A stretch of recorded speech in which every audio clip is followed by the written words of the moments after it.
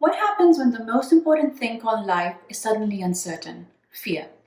This four-letter word is the state the whole world is in right now. What if I told you I have been there and back? When I heard the words, "you have cancer," my whole life flashed before my eyes. I was frightened, with my future uncertain.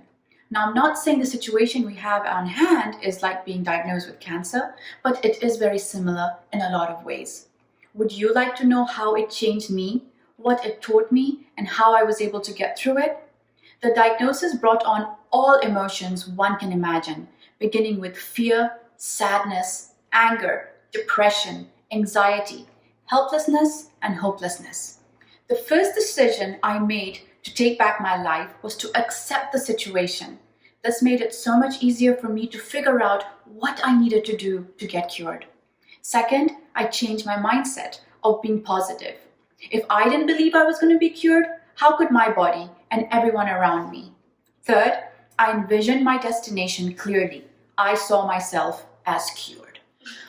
I had to make a very important decision at that point. Which road was I going to take to get there?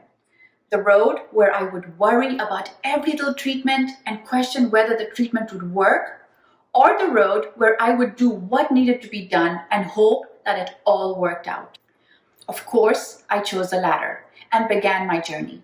My positive attitude forced my family and everyone around me to also stay positive and not worry. Through my journey, I lost a body part, went through the brutal treatment of chemotherapy and multiple surgeries. I also experienced the emotion of shame that comes with losing your hair.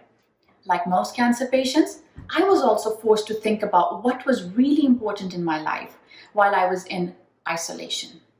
Because going out was not an option, I had nowhere else to go but within. I looked at this phase of my life as an opportunity to let go of thought patterns and beliefs that didn't serve me any longer. This was not the end of my life. In fact, it was a second chance to live life the way I really should be living it, true to myself.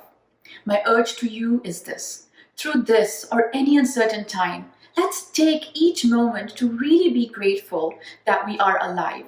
We don't have to lose any body part, go through surgery, go through something like chemotherapy, or lose our hair through this pandemic of COVID-19. The only thing we need to do is isolate ourselves while still being healthy and being surrounded by the people who love us the most, our family. If someone like me can let go of fear and live with the unknown of the cancer returning, then what's your excuse? Let not fear take over you and stop you from living life today and in the now. Because remember, we are in this together and we will all come out of it together.